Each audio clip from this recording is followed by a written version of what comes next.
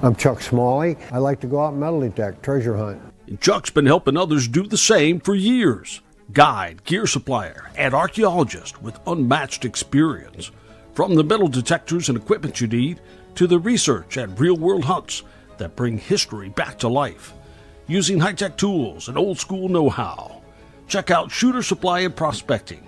And let's get digging for treasure and history. Find us on Facebook now.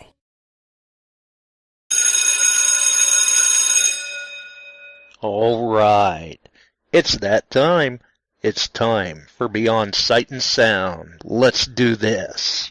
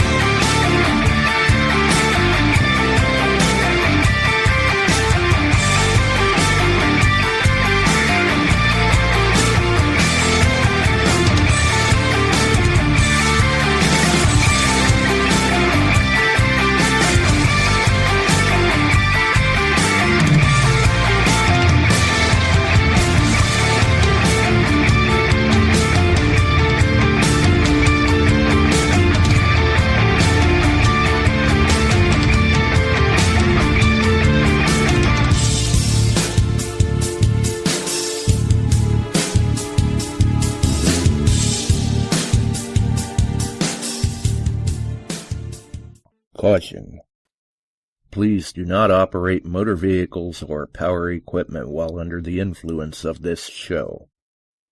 Listening to this show could cause side effects such as bouts of laughter, violent binges of cabin fever, and even dreams of silver and gold.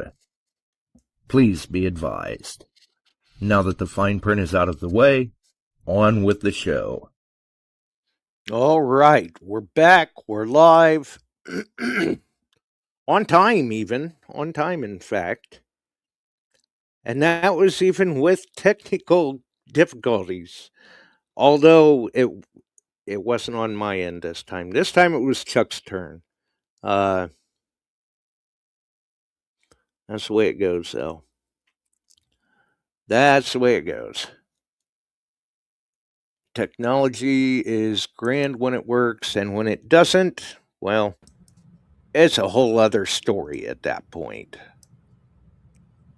So, and I see Chuck's still away.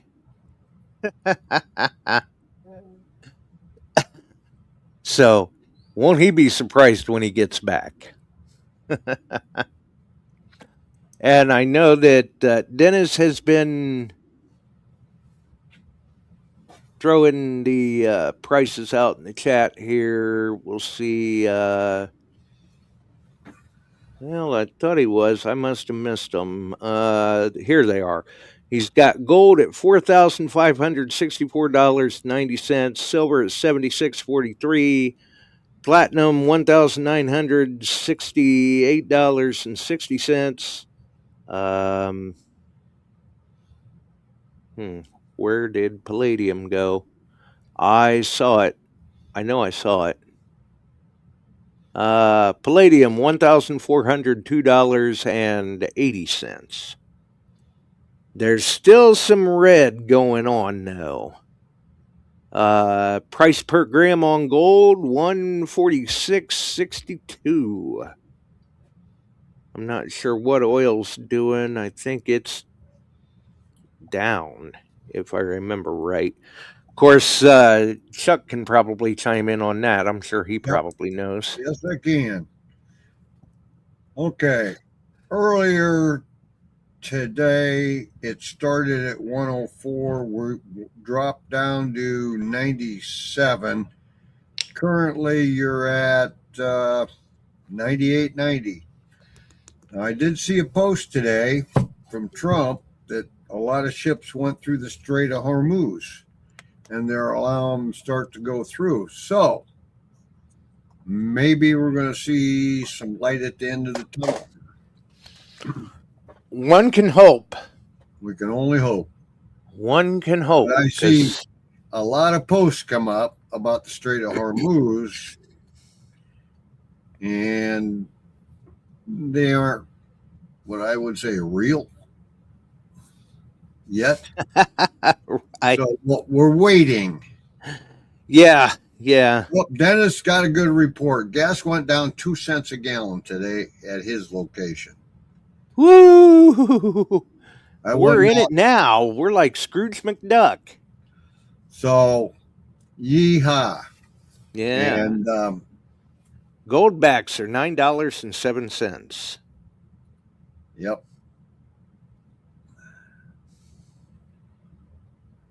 So, I'm looking up some other things here.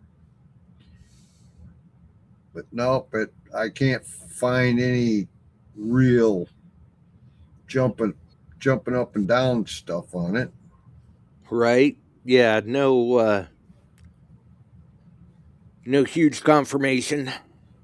Nope. I guess. Welcome to Bob and Old Pelon and Bills and Phil, and I think Tom was in there. I believe I saw him, and obviously Dennis is in. Okay, we had a question the other Yeah, night. Tom was in, so welcome to Tom as well. Somebody asked, who was it? Digging Buddy? I believe it was Digging Buddy. Wait and see if he gets in here. Hey, everybody. I did mention we would try to touch on that tonight. If you could find the information you were hoping to find. Yeah, and I did. I dug it out. You know, when the PI became popular for gold, it had been worked on a lot. And, you know, there are various different ways, whether we're using a beat frequency oscillator, which creates a rapid pulse also, but it wasn't strong. And with our current setups, they are trying to marry pulse and the newer forms and some success.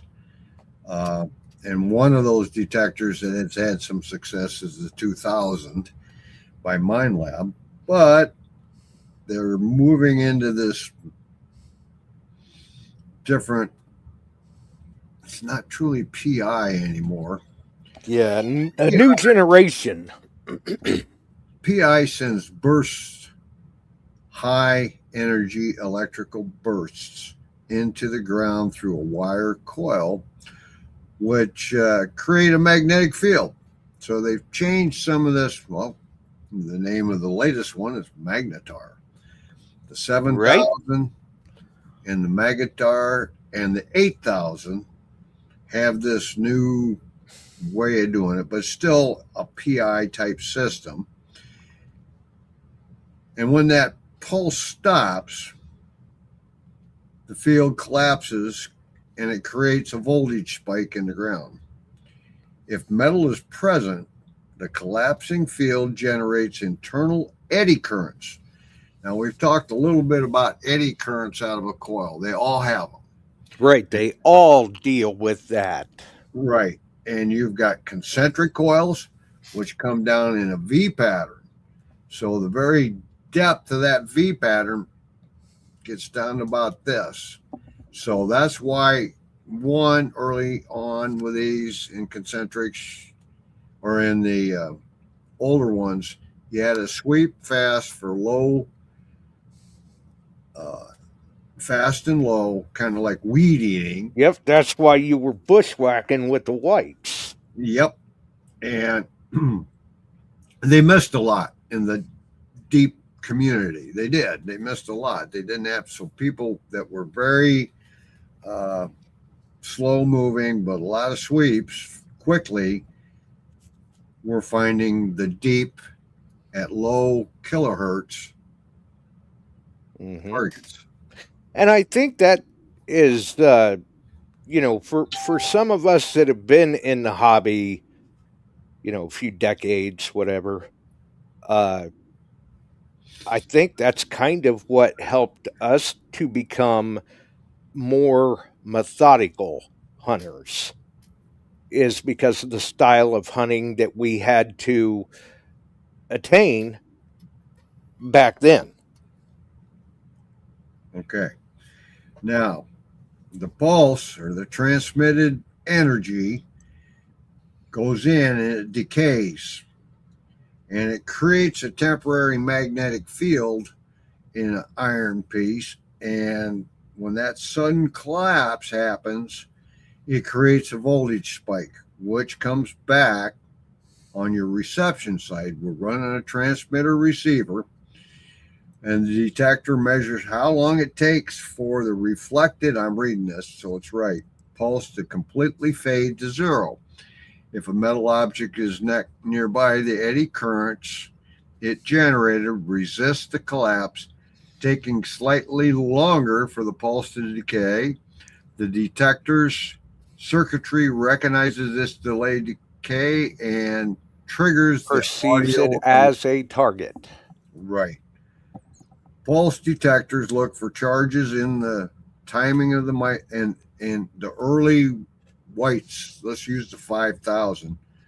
You set timings according to ground conditions, and you could go lower or smaller timings to higher timings, and that created and that was some of the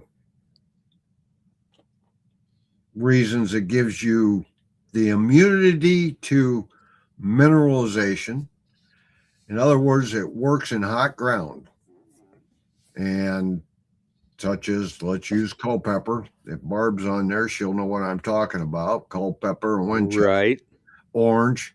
Those communities out there have some of the hottest soils in the world, literally next to Australia and Africa. Yeah. Then you go to Arizona, and that's a little bit of different a ball game, but it's still highly mineral. Still very mineralized. Alaska still has a moderate to a high mineralization, but it's different soil content in a lot of places, and you have to continually check to keep your detector balanced in a pulse induction out there. And so that's how that works.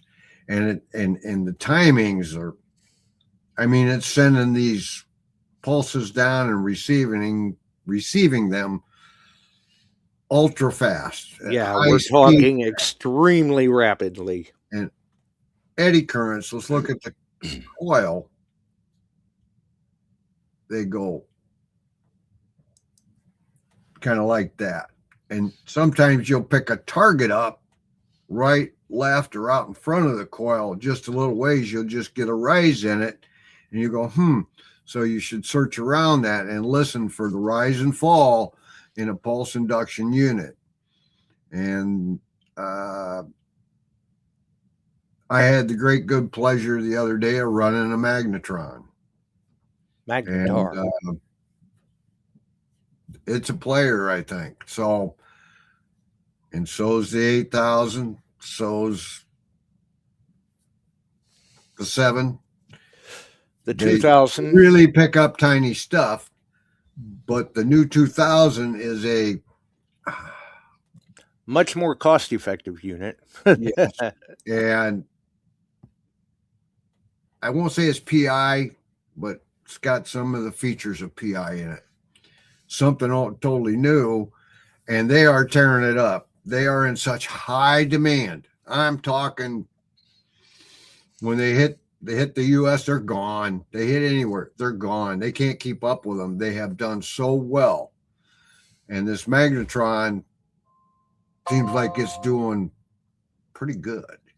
So we'll see. That's out. Mine's being shipped, but yeah, I mean, time will tell on that one. But I truly hope they've got a hit on their hands.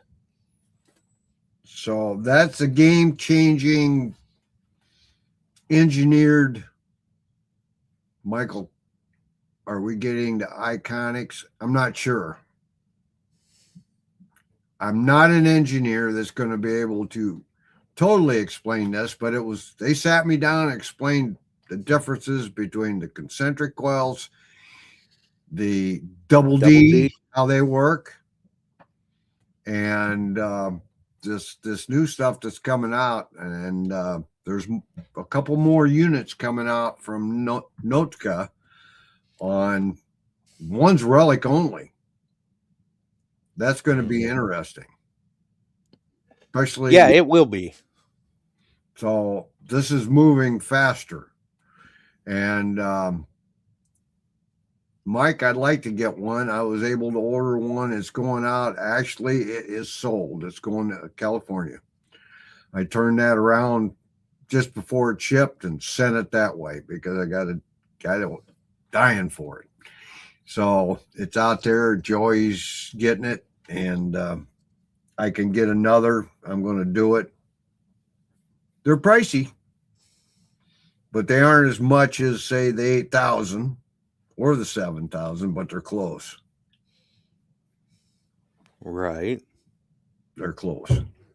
But I really liked its screen and the way it navigated. Very easy to understand. We had the other day, I was with Jason, and he said, I'm not, but they've already posted. It's out there. I can talk about it a little bit. That I actually turned the first one down or turned the first one on and ran it with quarter order Sunday morning. That was the first one released in the United States. But it didn't have a U.S. printed manual. It was all Arabic. So we winged it for a while. But we got it to work and very well on gold nuggets. Fairly benign soil. And I was very impressed with it. Yeah, Barb, you are right. The GPX settings were, to get its timings correct, you kind of... It was a little tough. Okay, Dennis, it was Turkish. Whatever language it was in, we couldn't read it. And Dennis was with me. Yeah, whatever it was useless. And it was done on the QT, and we had to wait for a while, and we had fun.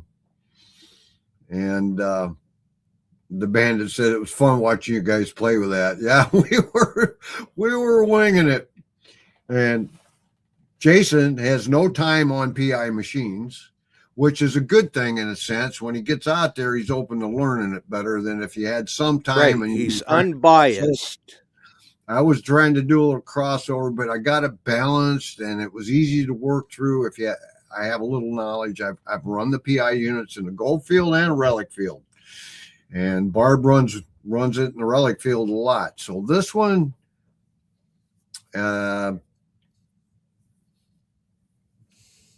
they have found gold out there. They're doing pretty well with it. Extreme conditions, because it's not what you call cool out there right now. It's not back into the hundreds yet, but it was. And Jason looked like he had a little sunburn going. Right. So yeah, it was nice of him. And he said, Chuck, he grabbed me early on when he first got there. Let's get together on this, and you show me what you can with it. Well, I hope I had a little knowledge passed on to him on how it worked and how the coil read. And I was right on how the coil was reading. I looked it up and on a couple things. And yeah, that's still spot on. And the balance of it. Okay, how many of you guys had CTX 3030s? They were one of the best balanced machines, but yet it was heavier. It was heavy, but you didn't notice it because of how well balanced it was. Yeah. And this is good stuff, folks. This is coming down in there. And yeah, Steve, they're talking that could be a beach hunter. Mm-hmm. They're talking that could be a beach hunter. It comes packed with the 2 coils, the 11 and the 18-inch. And when you throw the 18-inch on it, they've got a deal that hooks, and you want a little extra help on that one. But the other one, I was having no trouble. It reminded me very much of how the 30-30 handle and everything was set up, and it didn't ride heavy. And yeah, it was heavy with that 18-inch. I don't know the weight. I couldn't read Turkish. Sorry. Didn't have a scale available. Right. And the 2 coils, I think there was 2 batteries with it, all kinds of, Notka packs them pretty well. So I'm anxious to get that in my hands in Alaska. But right, I'll be ordering another one in. Yeah, Dennis, I think you're pretty close to being right with the small coil. It was probably right around 6.5, 7 pounds. But it balanced. which is not bad considering. All the PIs over the years, you used to have to wear the control box on your hip and a wire harness set up. And yeah, and since we changed over, I use PI, a heavy machine. I use the SDC 2300, and that is built to be in really rugged terrain, in wet conditions, dry conditions, and that was built like a little tank. And that one's kind of heavy. It didn't have a lot of ergonomic features. How's that? But right. They catch on to this machine, it's going to be right out there with the rest of them in the gold fields and relic fields. Yeah, hopefully. Kind of anxious to see what the relic one looks like. Right. Rich Kruckmeyer in. Welcome aboard. Yep. Oh, Richard, RH, Phil Bordner.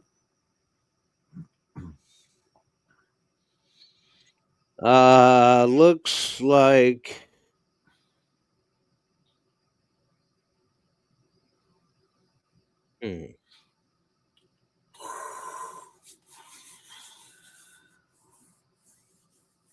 Magnetic 9000.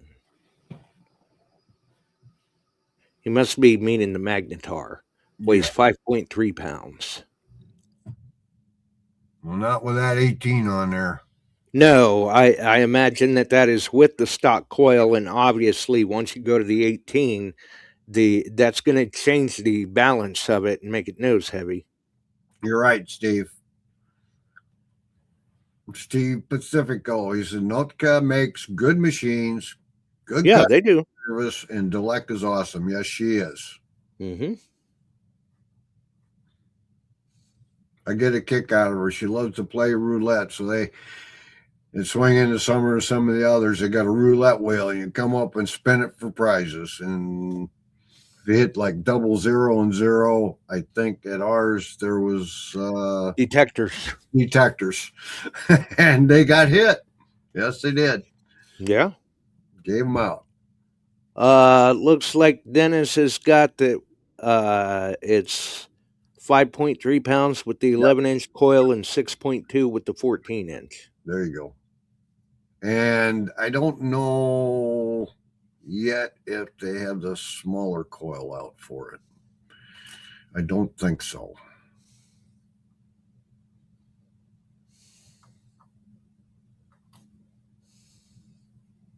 What do you mean, slap alongside the head? You didn't like that, Steve?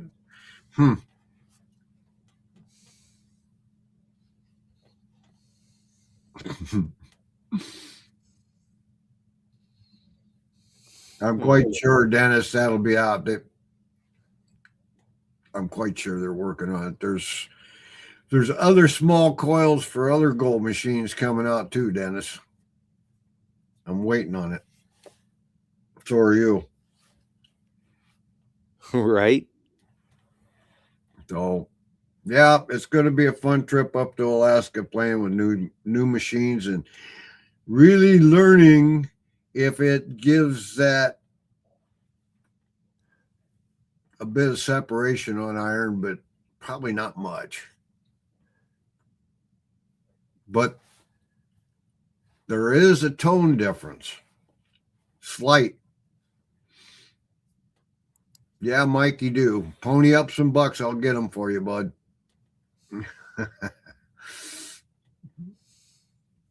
And you said you want to do some trade, so we'll talk. Yeah, just got to see what's going on. Yes. Yes, yes, yes. Got to see. So, yeah, I don't know. I may have to go back and check Jason's timeline because like I said, the attachment that I got, it wasn't working for whatever reason, and I never did get to check out the post about Arizona. oh, yeah, they had, Mike and Jason and Mark. Hot mess. Well, in the picture I saw, she wasn't in there yet. Maybe she hadn't made it there yet. They had found about a half grammer. Because I saw someone had mentioned in the chat that Jason and Herb both found gold in Arizona.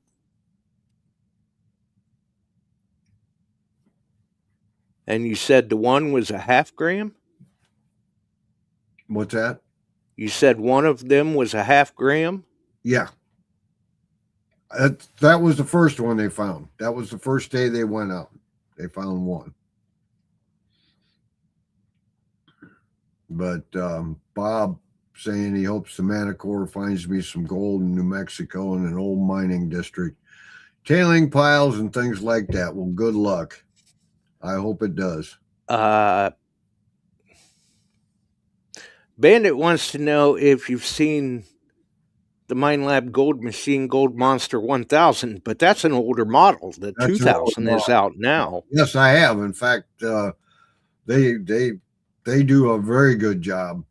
But right now, the whole group is prospecting group is tuned in on the 2000, and there are those that are buying the new high dollar one. Mm-hmm. And now we got the Magnetar there. That's going to be interesting. Yep. And Ted Koski asks, does my Manicore find gold? Yes, it does. It does. In fact, I saw a guy dig with a Manicore, a 42 grammer deep. Yeah. Matter of fact, the first target I went after with the Manicore was a little itty bitty infant's ring that was silver and gold. And yeah, it found it. Oh, yeah. And that thing was so small, I thought it was the metal band to a ballpoint pen. It was that thin. I think, and see, Bandit is telling me that he's going to New Mexico, old mining district. I don't know which district he's in, but I know the ones up in the northwest corner in the end of the Sangre de Cristos, which I've hunted in. Hot Rock City, man. Yep. Dennis found one of the smallest I've ever seen.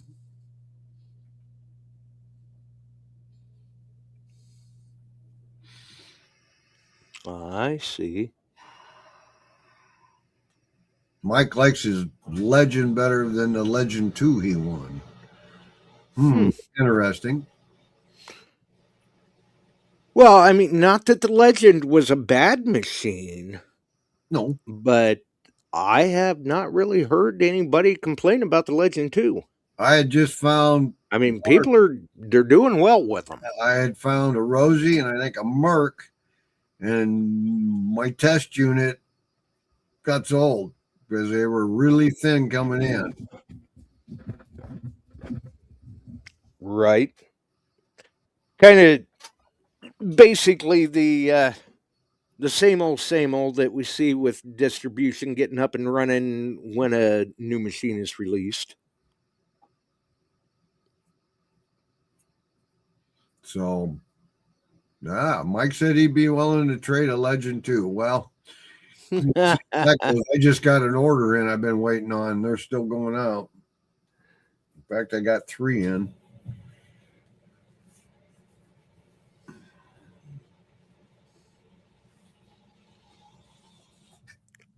You might be right now, Mike, with the demand. That's still a demand unit.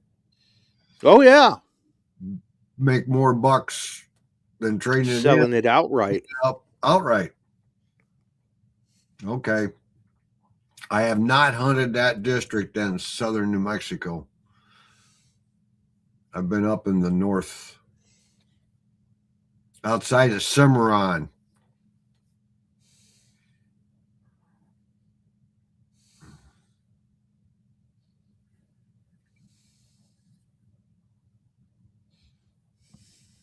Oh. He's talking about he likes the build on the original Legend better than the Legend 2. Oh, okay. All right. So, yeah. But I like that northwest section of New Mexico. I went to ghost towns up in that area, and that it's neat. So it's not that basically, from what I'm picking up, it's not that the 2 is inferior. No, in his opinion, because he found good finds, but he likes the build quality of the original Legend. Oh, excuse me. Worked on trucks all day. Busy day. I feel like I chase trucks all day. I bet you do. So, but that's the way it goes. Yep. Doing the annuals on all of it. We did all the hose testing. I got the PM service came in. We went through valves, checked everything, had to replace one of the ball valves, and it wasn't an easy get to. And we got her done. Hello, Alan. Alan Landau. Whoa. Alan Landau's in, yeah. He snuck in. Phil caught him. Uh-huh. Yep. He thought he was being sneaky, but we're on to him now. Welcome aboard, Alan.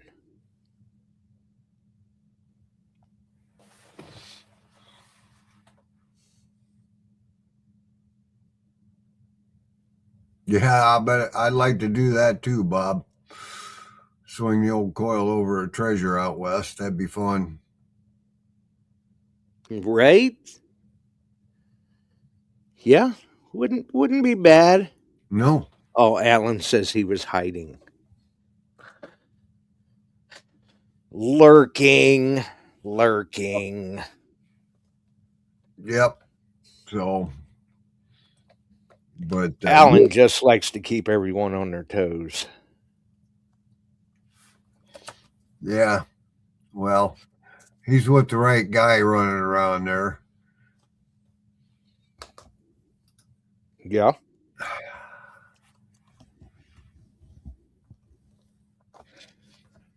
See, Alan was probably lurking that way. Now people don't know. I probably shouldn't talk about him because he could see what I'm saying. Yeah. And we need to talk about cooking. Yeah, Dennis was, I think he was trying to pull everyone's leg earlier. Said that he was going to have to bow out of that. And then he commented and said, guess again.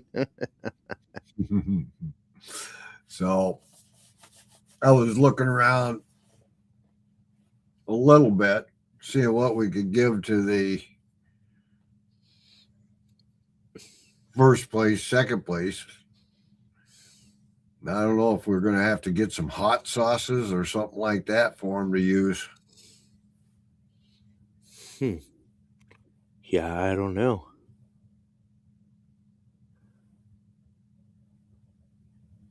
It is hard to say.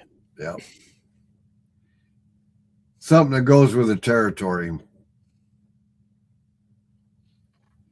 Right?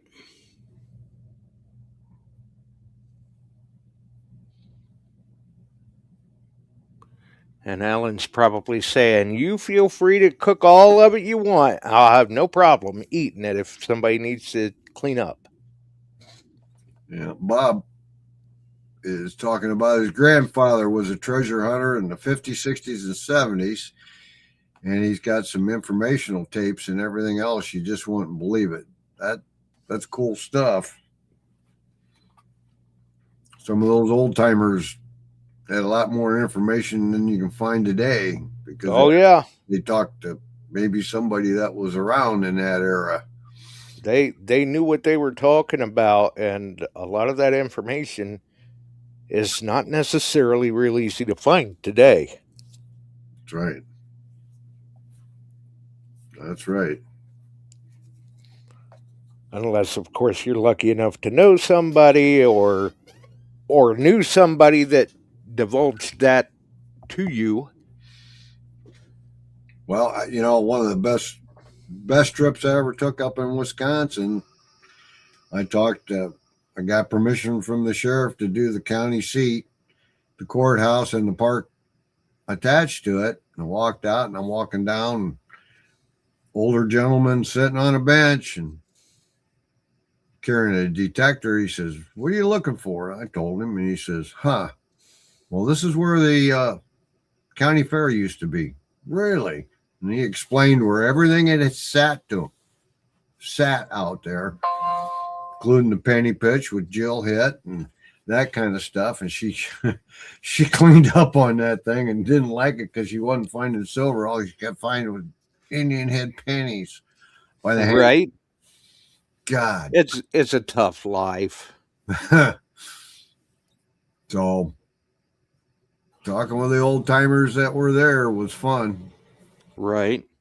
Mike, top of the description, you can find his number. So, but anyway. Or you can pull it right off the Shooters and Prospectors page on Facebook. Yes, you can.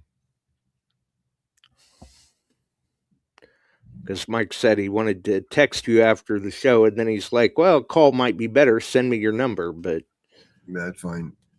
It's on the page here. Right. Yeah, that's why I was like, well, top of the description.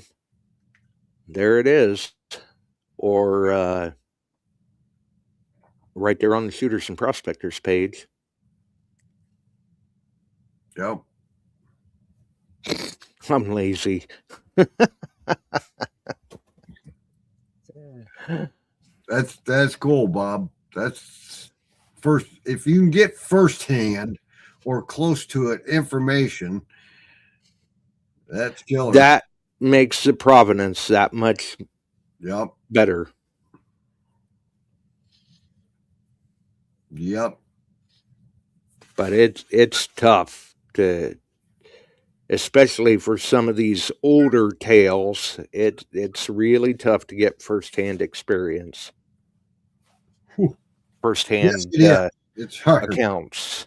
And sometimes it's been passed around enough that what it started at turned into something almost 100% different that you just heard. Oh, yeah, the old game of telephone. Mm-hmm. Yeah.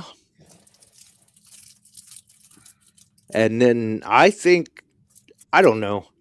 I've always kind of felt like there was a fair amount of misinformation going around as well, because people wanted to throw people off the trail. Good.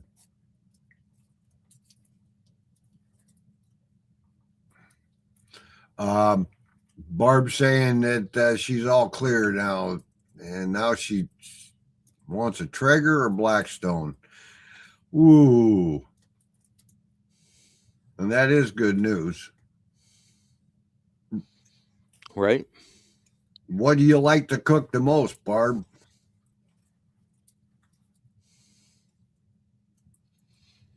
Yeah, I guess that would be the first question. Yep, Richard just told her. Both. Yep. Food. Yeah. Ohio Relic Hunter's telling her the same thing. Yep. Get both. Randy's correct. The Traeger, I do agree with Randy. Yeah, very, Traeger would be very more versatile. versatile. In fact, it threw me a nice sirloin steak tonight. Oh, well, there's nothing wrong with that. No.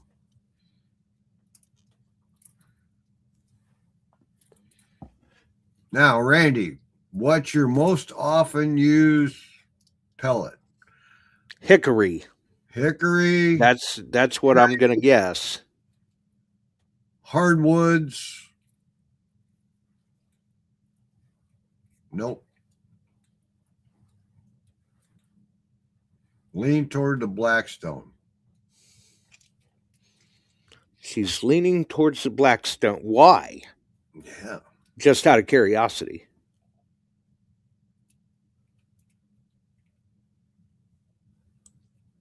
Yep. You're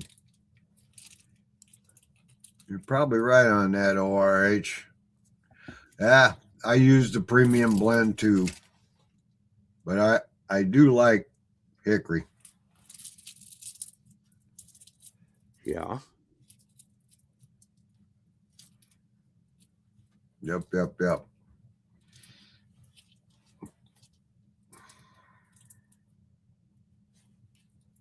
Michael likes pine. Try that for smoking.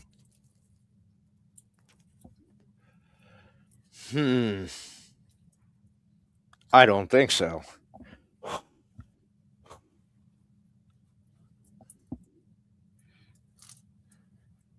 Yep.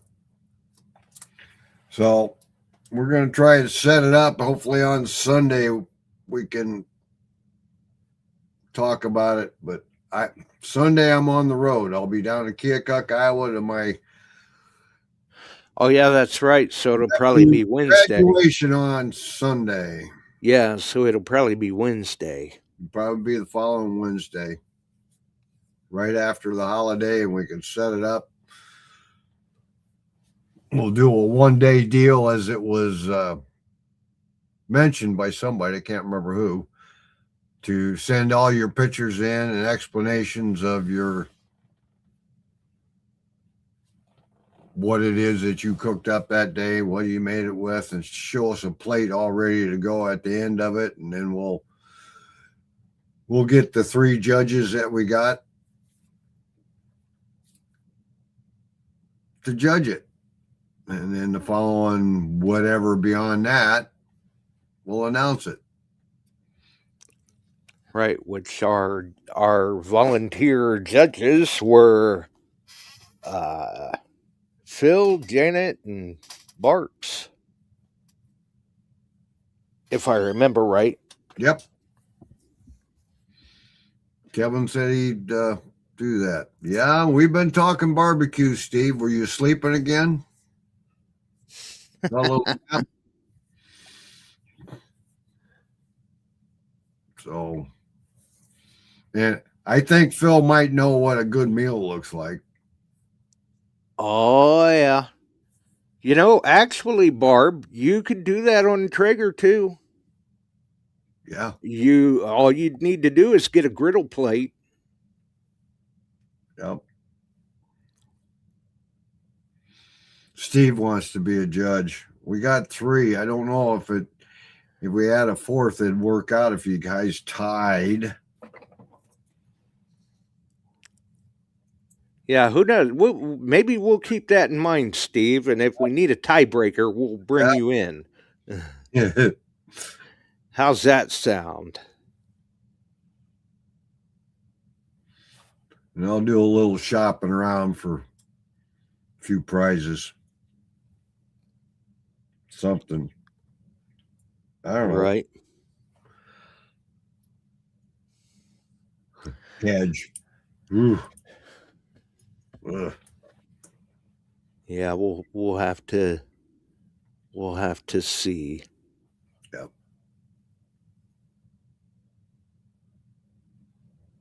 Yeah. You could. You could. Unless you print the picture off on paper, Steve, we ain't going to get a taste any of these. Right?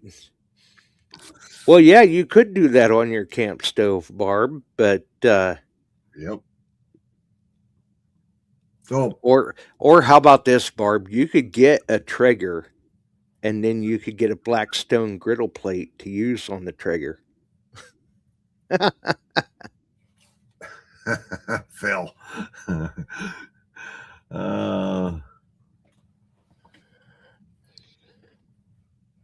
Well, Wow. if you got 3 judges, how are we going to get a tie?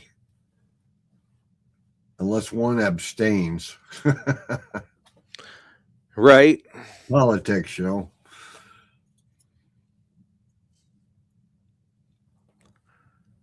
Well, I don't know. We just have to wait and see what happens. Yep. I mean, if we've got 3 judges and we still need Pacifico to be a tiebreaker, then you know it was some pretty stiff competition. Now Michael's moved to railroad ties. Creosote smoke. Yay. Yeah. Yeah. Taste wonderful on smash burgers.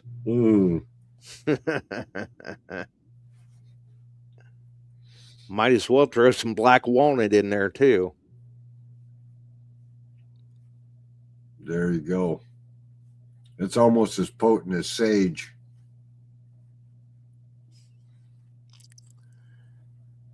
Man. It's good. We got some guys that post up some good looking stuff already. This is going to be fun. Yeah. Yeah, I agree. Mulberry. Yeah, that was my fault. I got Ohio Relic Hunter hooked on mulberry. Yep, that's what he put up there. Sweetwood. Mm-hmm. Any of your fruits. Any of your fruits. Yeah, any of the fruit woods. They're very complimentary to pork and poultry. Mm-hmm. Definitely so. And mulberry actually, you know, up in this area, people they kind of give you a strange look at first when you say something about using mulberry, and they're like, "Well, I didn't even know that was a thing." But down in, say, the Southwest, people love using it for burgers. I mean, I don't know if it's any different in the Southwest or not, but I know up here mulberries are nuisance trees. Yes. Very invasive and destructive. Well, not to say about the purple bird bombs. Uh-huh.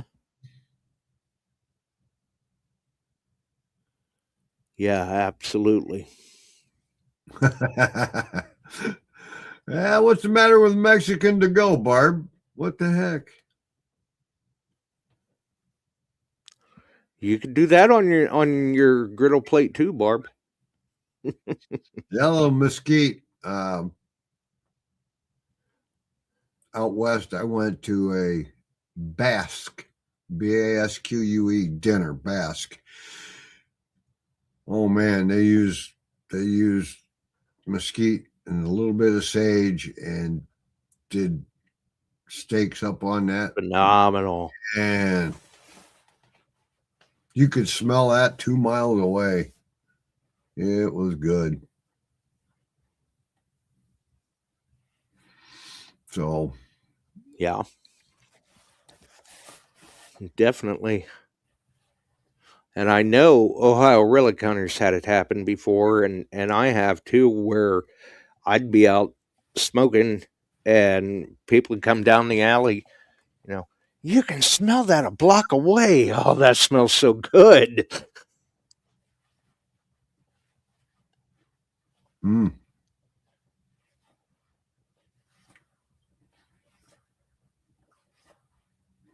Yeah, just take good care of the grill, and you don't have too many pans to cook. Right? Yeah. Ooh, time to smoke a small piglet, about a 50-pounder. Well, that would be small. Yes, sir. Be good. Yeah. Yeah, definitely. Does he? So yeah, maybe we'll maybe we'll have to get the final details out to them Wednesday, because Sunday there isn't a show. So, and RH's mailman sniffs the smoker on the way by. Oh yeah. Yeah. Barb's in on this. She's going to get that. It sounds like she keeps talking about that Blackstone and not having to do dishes. Paper plates work good, and then just Why, y'all just gonna stand around the Blackstone and eat it right off of it, fresh? yep.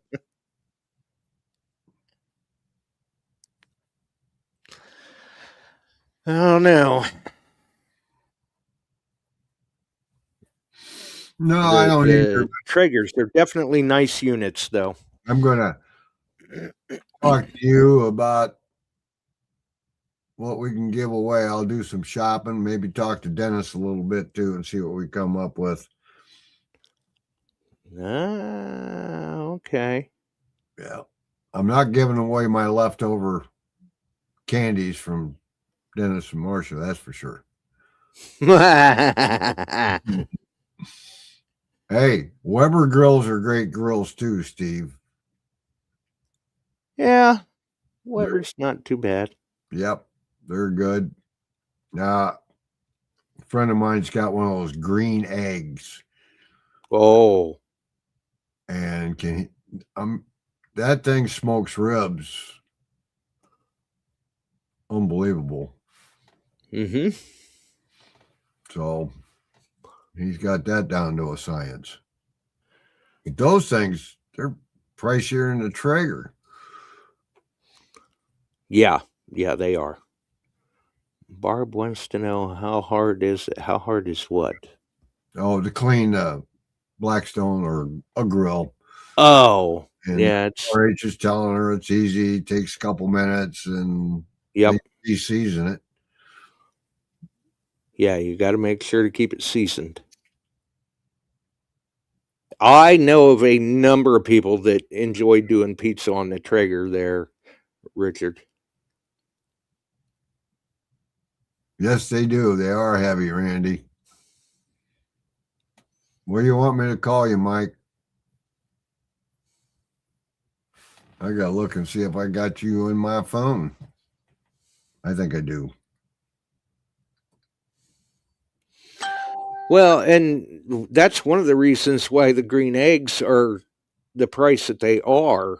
I mean, they're very well built and they last quite a while. Right. I mean, the pit bosses do too, don't get me wrong. So do the Traegers.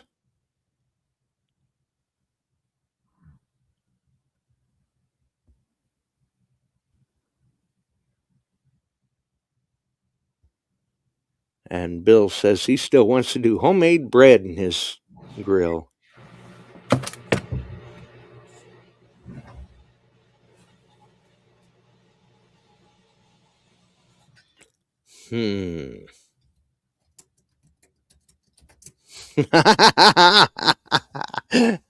Boy, Treckler answered Barb awful quick on that one.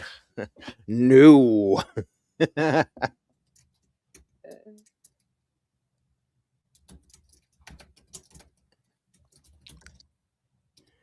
He likes his privacy. Yep.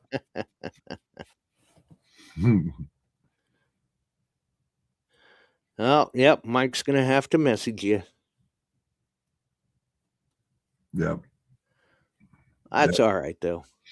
I like doing those beef short ribs too. Oh yeah. Well, and I'm sure you saw, ways back when Randy did those Oh yeah. those dino ribs. Oh man, those things look great. Yep. So anyway, And you never know, if people are looking for ideas, they can always check out the Beyond Sight and Sound group, because that's where they keep posting it all up at. Ted, I like making beef jerky too. Actually, I like make venison jerky. Richard made a loaf of sourdough.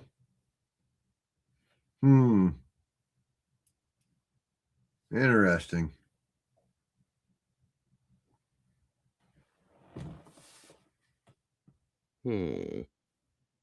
Okay, Barb's already down to the point she's going after a Blackstone.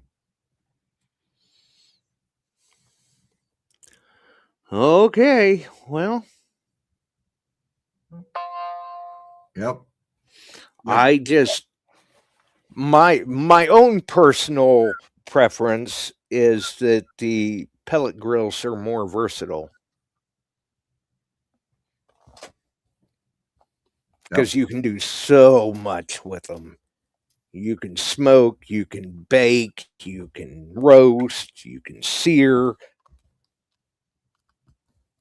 And if you've got something that you'd like to use a griddle for, and you don't want to have a whole separate unit, then get a griddle plate and throw on there.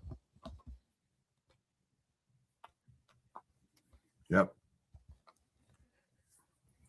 And I want to say, if I remember right, I think most of these companies sell the griddle plates too that you could throw on the grill. Oh, that's good. Good call there, Dennis. Check Costco. They might have some clearances on them. That would be good. That's where I got my Traeger. Both of them. Caught them at the right time. Yeah. Yeah, you haven't done too bad with those. No. Especially for what you wound up saving on them. Well, Because Traegers are a little pricey. I whined a lot and got a couple free bags of pellets.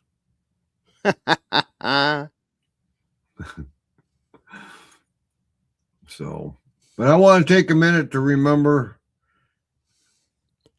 and have you all remember that it's Memorial Day coming up, and why we're That's all right. Grilling. Think why we're out grilling that day. The reason Right. for the day. And Very good point. yeah. And if they have a local service for Memorial Day, take time, go to it.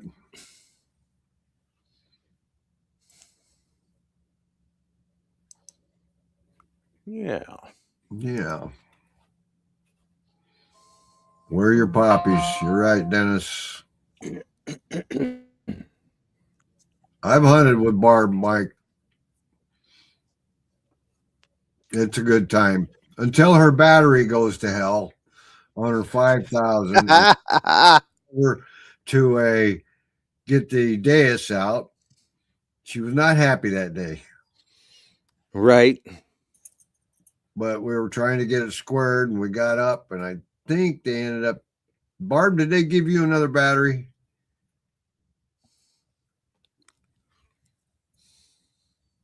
So Wait a minute. Was it the battery or the power cable? I think it was power cable. Might have been power cable. Yep. So I thought it was on your. Was you running the 5,000 or 4,500? Your Pulse Induction one that day went to hell. You remember that? Yeah, No. she says power cable. Yep, it was power cable. We got that from Debbie. Oh, 4,500. Yep, It 45. was one of that series, the 45, the 48, the 5,000. It was GPX. Yeah. I liked 4,800. I did well with that one. Sold that off. So, Right. yep. Got to keep trying the new ones as they come out. Ah, okay. Yeah, they gave you a new one, I thought. It's always grand fun. Yep. So, but remember on Monday. Right. Well, so no show Sunday. And then Wednesday, maybe we can give them the details of the Yep. competition. That we'll get it kind of finalized. I'll see if I can. I'll be going down to Missouri. Yeah, Right. got some shops along the way that might have a few little hot sauces or something, a 3-pack of hot sauce or cooking related stuff, and I'll get that for first and a second and third place high. Right. Third place. Well, you ate good. Yep. So See, that's the nice thing about it. Everybody benefits because we know they're going to be eating well. yeah. Let's see. Dennis is reporting it all went green. Yeah, it did, except for platinum. That's down for 230 plus 17. Everything went up. Crude oil went to $1.05. It went to up $1.05. Oh, Ted's going to Mackinac. Well, good. Hmm. And a gram of gold's 146.80. Well, So it's went up. you get a half a gram at $73. That's a start with the magnetar. Yeah, I mean that's what I was kind of referring to earlier when you said that one of the nuggets was half gram. Well, nothing like pulling $75 out of the ground. That's right. So we'll have some fun. Get out and dig something up this weekend. Well, depending on the purity. Yep. Platinum at 1966. It's okay. Dancing right around that 2K. Yep. Little up, little down. It's been hanging there, kind of like gold. Yeah, it has. It's been hanging there for a while, actually. Gold, every time we see it starting to come back up to where you're thinking it's going to start dancing around that 5K mark again, something knocks it back down. Yeah. Or somebody. Yeah. Yeah. But Dennis is right. The market's green clear across the board. There you go. Mine just changed too.